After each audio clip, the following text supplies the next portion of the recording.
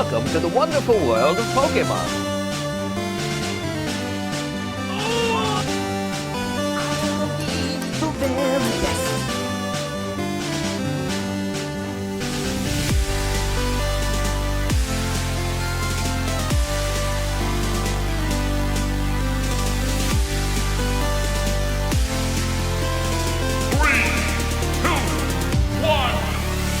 Palworld is a game that took the concept of any kid that played a Nintendo DS in 2007 and decided that it's not good enough. Sounds like something my parents would say. In doing this, developer Pocket Pair then made a game that is questionably similar to its source material. So similar, in fact, that for the first time in gaming history, we actually wanted Nintendo to sue their asses. In this exciting adventure through definitely not Kanto or Sinnoh, I swear, we follow the legendary video game protagonist with an S. Literally anything you want, thanks to the character creator having some questionable choices. But for the sake of this adventure, meet Discount Misty, as she begins her journey through the Palagos Islands, a land full of magical creatures known as Pokemon, pals. And during her journey, she will encounter some pretty strange stuff. This includes having to build our base and enslave several innocent pals to lose all of their sanity and enter the Shadowlands faster than Madame Web left the box office, fighting the cast of Team Rocket thanks to the totally legit gym set up by Mr. Beast, and taking on dungeons and overworld bosses that test if Misty is capable of beating up that 5-year-old down your local neighborhood street. This game is quite frankly a treasure that shouldn't go unnoticed. This video has been a month in the making and is the biggest one yet, which isn't saying much considering that this game is basically Pokemon but good, so you wouldn't think it would take this long to make, yet here we are. So grab a seat as it's time to grab your Pal Spheres and your Pal Deck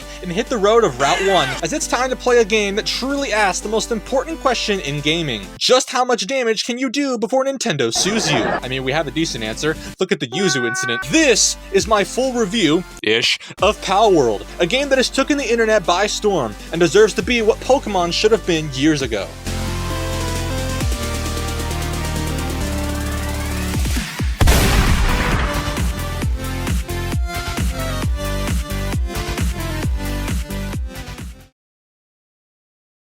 Coming from the Japanese studio Pocket Pair, Palworld is an open-world survival and crafting game, which follows the player waking up in a strange new world. Sounds like any isekai ever. In doing so, we uncover various species of animals known as pals. Yes, I think it's time to stop beating around the bush and just say it. Pals are straight up Pokemon. So the actual plot then is that you, the player, wake up to the sound of Professor Oak giving the speech. You know what I'm talking about. There is a lot, and I mean a lot, to talk about with this game. So I'm gonna try and talk about it as quick and painless as I can, while still getting my point across. And given that this game was developed with ideas taken mostly from Ark and Rust, yeah, we're gonna be here a while. So grab a seat, because it's time to get into the most difficult part of the video. Great way to start, by talking about the gameplay of Palworld. I sure hoped you said bye to your mom before you left Pallet Town. Otherwise, you're in for a rude awakening in about right now.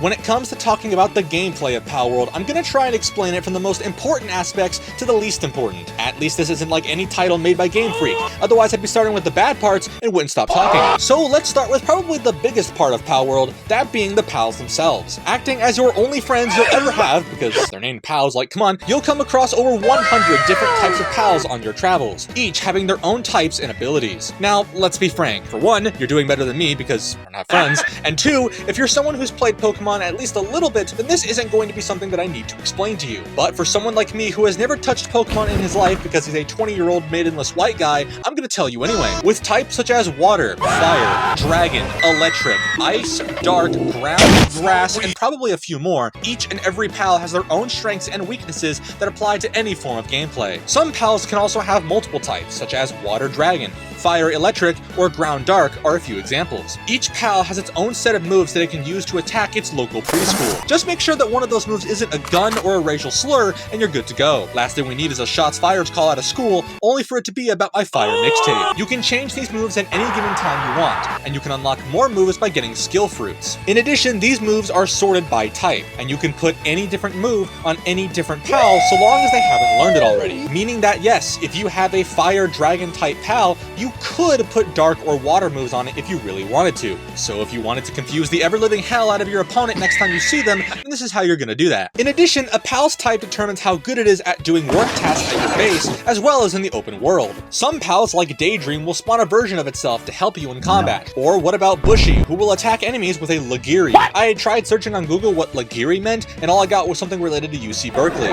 Or maybe Cattivia, who will increase your max carrying capacity. And yes, this carrying capacity effect and other similar effects will stack the more of that pal you have in your party. Now, I did mention your base, which leads into my next part of how you're going to get to enslave the entirety of China. You'll need to set up a base to live at and craft better gear, tools, and equipment. And to do this, you're going to have to deploy some pals to work for you. And their types help determine what they can work on and how good they are at it. Boy, am I hyped for some natural selection. Let's get it, boys. For example, a fire type pal is going to do work at a furnace and will do better at burning things than a pal that isn't a fire type. Electric type pals can power electrical machinery, normal types can help break down trees, grass types can farm more efficiently, etc. The higher the level your pals are, the better their work stats can be, which is very useful, as once you start crafting new items, the workload will get higher and higher, which will make your crafting take much longer. I'm not joking when I say that there's probably about 5 hours of footage of me just standing and crafting. Uber Danger would be proud. Speaking of crafting, yes, this somehow just became Minecraft, you're going to be crafting production equipment to make weapons, pal spheres, and armor, as well as crafting other items like beds for your pals to sleep in. They're not gaining any sanity out of this even if they try to. Yeah, I forgot to mention that pals have a sanity system, where the more you work them, the more sanity they lose. In doing so, they can actually hurt themselves or even get sick. And given that most of my pals happen to be females, you'd think that I'd actually want to make sure that this doesn't happen. And I'm here to inform you that I only take care of real women,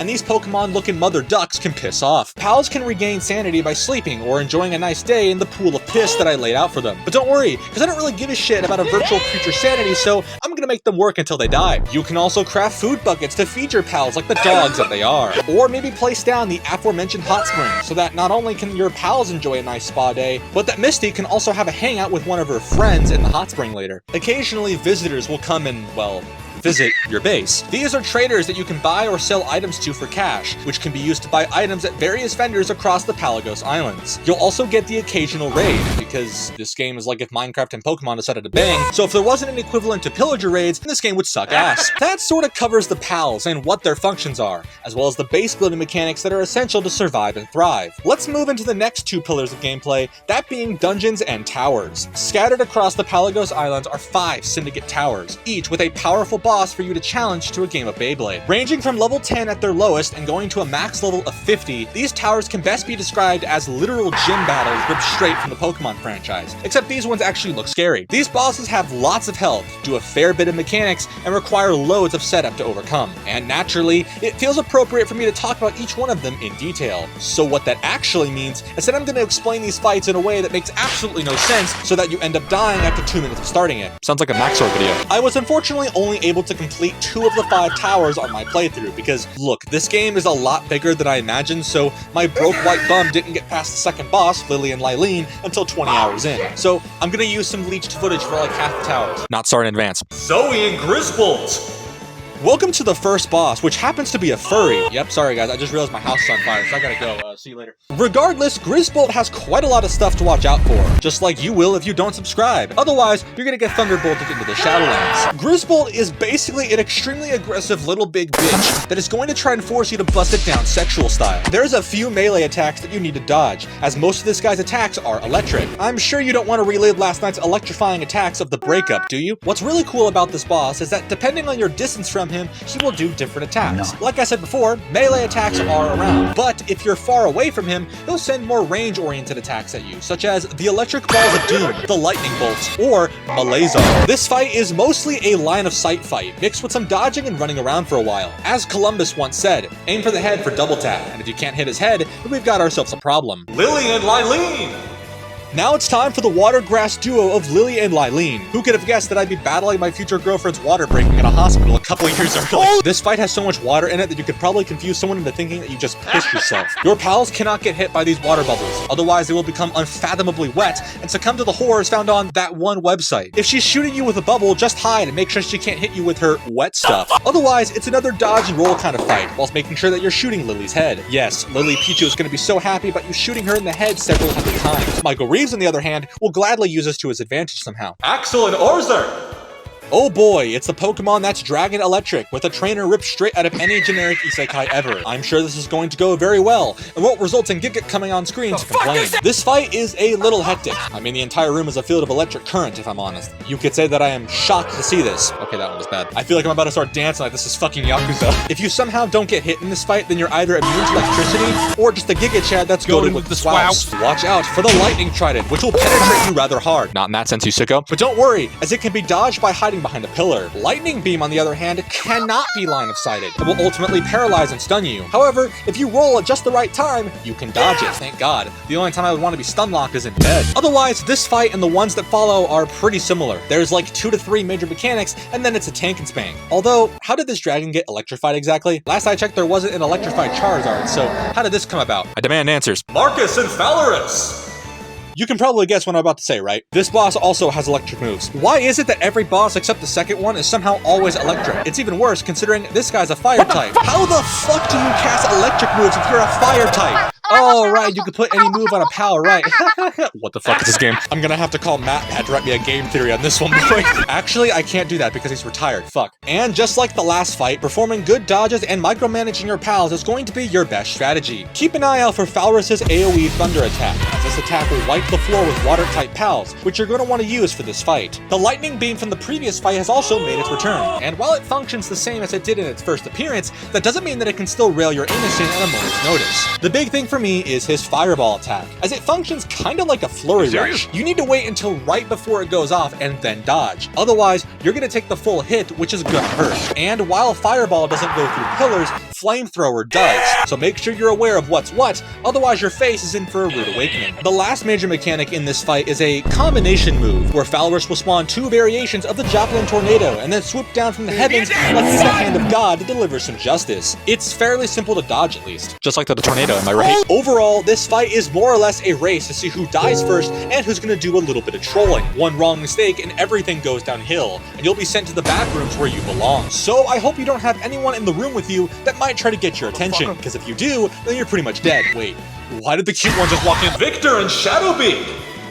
The final boss of the game is actually pretty fitting, shockingly. Who would have guessed something that isn't electric is the final boss? With 200,000 health to burn in only 10 minutes, combined with the devastating attacks from Shadowbeak, this fight asks for everything from the player. So I hope your balls are ready to drop, because it's taken longer than 13 years for it to happen, and I need you to do it in 15 minutes for the video. Watch out for the Ice Icicle, as it can freeze you in place even if it doesn't hit you head on, perfectly showing this game's hitboxes and how they work. The Icicle also explodes after it lands, so yeah, this shit's just a bomb in the sky.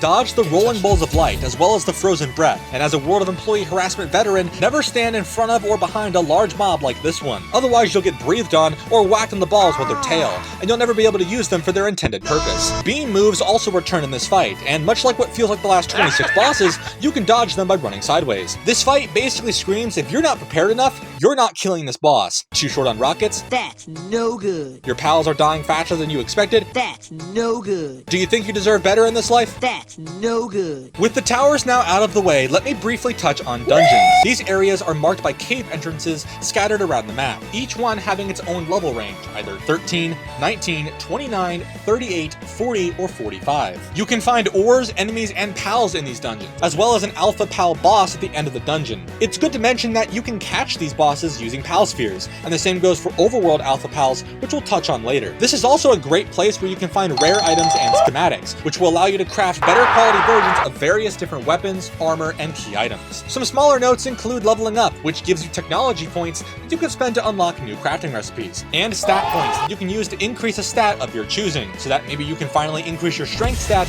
and be able to carry more shit on your weak as fuck shoulders. Either that, or the strength to actually talk to women. All dungeons are on a respawn timer of sorts. You can only do a certain amount of them before the game locks you out for a few in-game days, and it's during those in-game days that the bosses and mobs in those dungeons will change to give you a better challenge. Altogether, the gameplay of Palworld is rather complex, with a whole host of different systems that all work together to deliver a package that is jam-packed with loads of content. From building up your base and enslaving pals in order to become the most badass pal trainer of all time, to completing dungeons for schematics and rare materials, or visiting the 5 Syndicate Towers and taking down the leaders of the major factions of the Pelagos Islands. There's loads of fun gameplay options for the player to play how they want to play. Now, however, I think it's time we move into the next major segment of the video. which involves putting on your big boy pants and your big boy boots, because I'm about to drop some sick beats as I put the world in Palworld.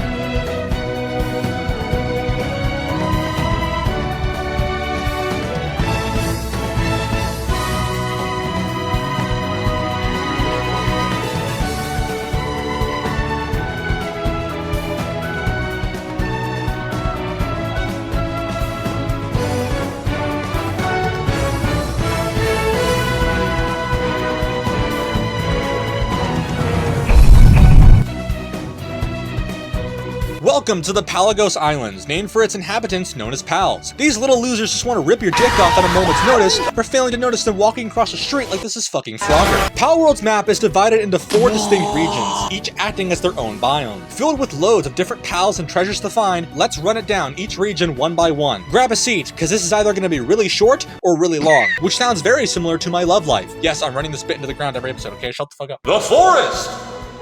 Being the island that you spawn on upon beginning the game, the forest biome is home to the largest diversity of pals on the Palworld Islands. It's also home to the largest amount of dungeons at roughly 66, the most amount of towers at 2, and the most amount of alpha pals at 30. It's also the largest biome and area as shown on the in-game map, and has the most fast travel towers as well. Why does this region have a chode that's as big as Asmongold? There is some hidden stuff in this biome, like swamps and marshes, that hide some rare pals for you to catch, and some that will curb stomp you. You're gonna be in this biome for quite a while in the early days of playing this game, so I hope you like a lot of trees. If you don't, then Mr. Beast and Team Trees is gonna have a word with you really soon. The volcano! Sitting at the bottom left corner of the map, Mount Obsidian is the fiery region of Palworld known only as Taco Bell. And just like Link would need in Breath of the Wild, you're gonna need some protection before going inside. Home to many fire-type pals, this place has lots of lava and some rather strange wall issues. Did I climb the entire volcano by myself for around 25 minutes just to unlock the tower? Yes. Should you care? I don't know. You tell me. This is also a great place to burn my eyes after seeing my internet browsing history. Now, granted, you're not gonna see anything weird. You're just gonna see a lot of MP4 files and JPEGs. There isn't really anything cool about this place apart from its very glitchy walls, so let's move on. The desert! Similar to Mount Obsidian from earlier, you're gonna need some heat-resistant gear in order to traverse this harsh landscape known only as my hometown. And you're also gonna need cold-resist gear for when it turns nighttime. Yes, I hope you had the patience to go out and farm enough materials for both heat and cold-resist metal armor, because the game's not gonna test that patience right here, right now. Being mostly a barren wasteland, just like the Vegas Valley, you'll find loads of fire, ground, grass, and electric-type pals roaming the vast empty plains. And yes, they're fully ready to come charging at you, after you said that you just got the snoot from your dad, who works at Nintendo, and now the pals want to know if they're going over to Game Freak or not. The snow!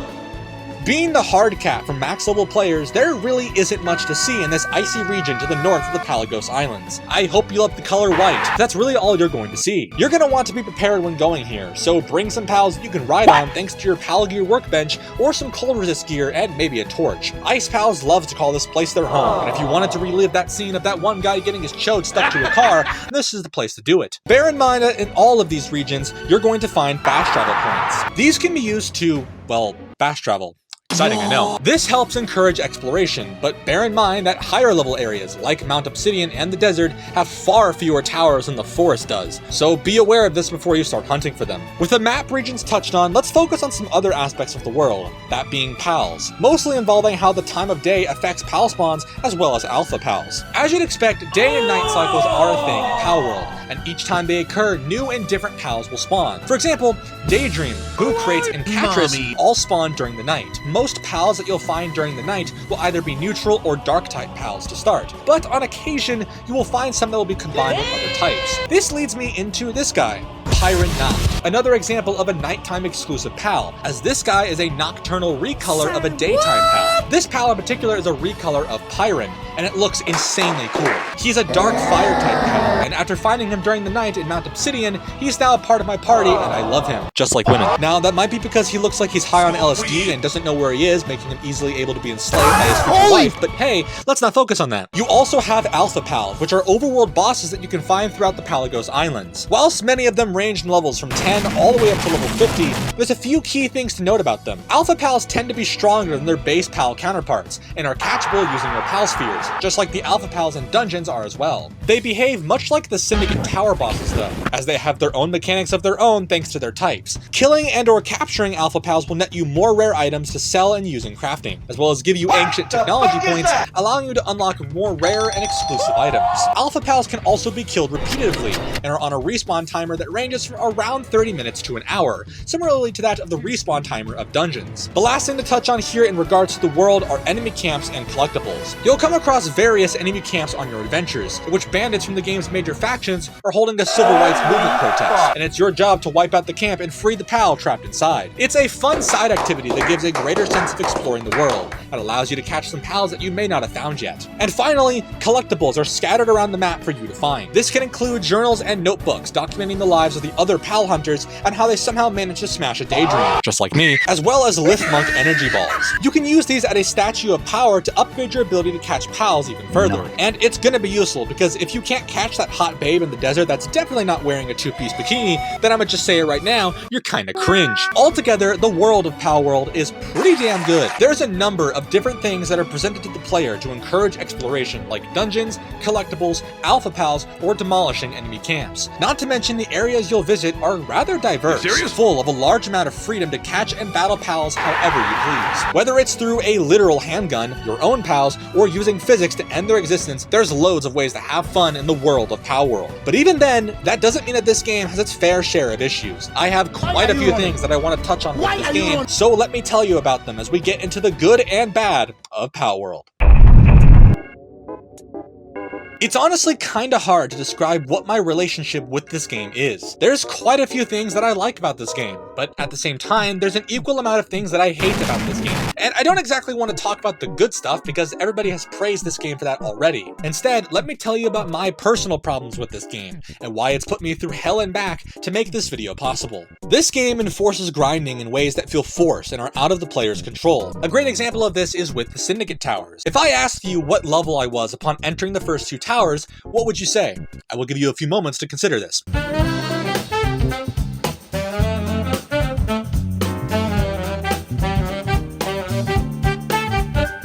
The answer is 14 and 27. Yeah, there's a rather large level gap here, and the game sort of expects you to grind out levels to get enough health and unlock and craft enough items to actually put up a fight. If you look at my footage, there is literally a 10-hour gap between both of these towers, which goes to show that much like World of Employee Harassment, this game is here to waste your time. The wait system that's been ripped straight from Skyrim is single-handedly the worst shit that I've ever seen. It forces the player to make loads of unnecessary trips back to their base or a nearby chest to drop off a bunch of items, only to then go back out into the world and fill their weight up again and repeat the process. And it's not because your inventory is full. In fact, I've never once had an issue with inventory space, but you end up carrying too much and your cute feminine shoulders just can't take the weight. I just wish that this system allowed for items, mostly ores, to have a lower weight, so that we can carry more items to and from our bases or mines. The workload system in crafting does seem a bit counterintuitive to how the developers intended to put grinding, to some extent,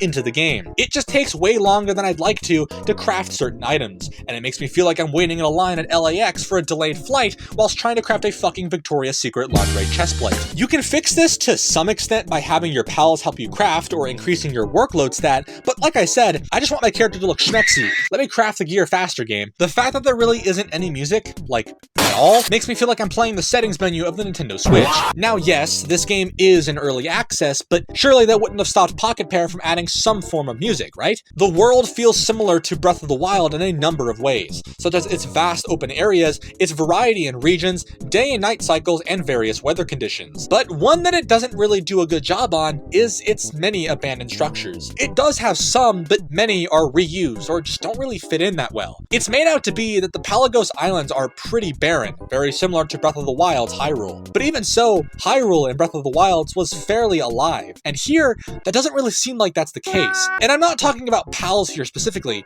I'm talking about human characters. Tell me, do you actually see any humans that are friendly that often when playing Palworld? No. No, you don't. You really just see enemy humans that want to cut your chode off, as well as pals. The towers themselves don't really feel like they have any depth to them. They're the same rooms with similar-esque bosses and don't exactly feel unique in any way. I would have loved the towers to have been themed with their environments a little more. Perhaps the Syndicate Tower in Mount Obsidian could feature a fire-type boss, and the room could be filled with fire the player needs to dodge. Or the Syndicate Tower in the desert could have an electric boss, and maybe that boss uses sand as a way to blind you. The world in Palworld is, well, really large, and the map in some ways feels like it doesn't convey this very well. I constantly found myself saying that it would take maybe 3 minutes to walk to a fast travel point, only for it to take much longer, simply because the map made it feel like it was much closer than it actually was. In a way, I felt like I was looking and reading the objects may appear bigger than they appears text on a mirror whenever I looked at the map, and it's not a good feeling. The physics of buildings, pals, and much more just feels wrong. The best way that I can describe it is if they ripped all of their assets out of a Garry's Mod clone that was being held together with a fizz gun. The buildings are floating in some places just don't have textures, pals can have some strange death animations, the list goes on and on. The dungeons that you'll find in the overworld feel repetitive, and they don't have enough unique character to make me want to run them through over and over again. It's the same stuff over and over again as the game hopes that you never notice, and in a way, that can be used to describe this entire game. It's good enough to where you can remove the negatives, but still bad in ways to make you turn away and go play something else. And while I understand that this game is in early access, and many changes through updates and patches can fix these issues, I assume that it's either not going to be fixed in its entirety, or not fixed at all. But who knows? Maybe Pocket Pair will surprise me. I sure hope they do, because I've been needing a new shocker moment after my last one of I'm ugly and no girl wants me. So, what are my final thoughts on Palworld? Like I said a few minutes ago, it's complicated. This game has a lot going for it. With its vast open world for the player to explore, filled with dungeons to conquer, pals and items to collect, and towers to claim, there's plenty for the player to do. The crafting and base building system allows the player to build the base of their dreams, and live with their pals in harmony, even if that means you do cause a little bit of slavery. And it helps provide further incentive to go out into the world, to gather resources to build up your base. And while I did not mention it earlier in the gameplay segment, there is multiplayer, allowing you to play with your friends and do everything I've talked about together, making the adventure all the more fun. But even then, this game has a plethora of issues. From its quirky and confusing physics, the concerning placement of walls and objects, its incredibly lackluster boss battles, its never-ending grind that makes the player want to stop playing rather than keep playing, and repetitive content that feels boring, redundant, and borrowed from other games. It's a mesh of what feels like bits of Minecraft, Rust, Ark, Breath of the Wild, and Pokemon. It's a blend of multiple franchises that does work, but it also doesn't work. It's a game that has some really cool systems that can also be found in other popular titles. It's a game that exists when I'm starting to wonder, why does it exist at all? People really do wonder just how this game and its developers Pocket Pair didn't get Nintendo and Game Freak crawling down their backs when this game released in early access back in January. And I'm not saying that Nintendo or Game Freak needs to do this, but I am saying that there's a lot of similarities here. And as a lot of creators have put it, I'll say it like this. So what if Palworld feels, looks, and performs just like anything made by Game Freak? If you enjoy the game and want to keep playing it, that's what matters. Who gives a damn if the game looks like one big DMCA flag? But in a way, I feel as though that's what's holding this game back. I'm left both satisfied yet disappointed, hoping that this was going to be the next big thing to rival the Pokemon series in a fun survival crafting way. It took too much inspiration from other games, and in the end, it doesn't exactly have its own identity, its own soul, or its own heart. And that is where I'm going to leave you. This video took way too long to make, so now that it's over, I'm gonna go lay down before I have to make another one. My name is PandaPowerSauce, thank you so much for watching, and I'll see you next time. Bye-bye.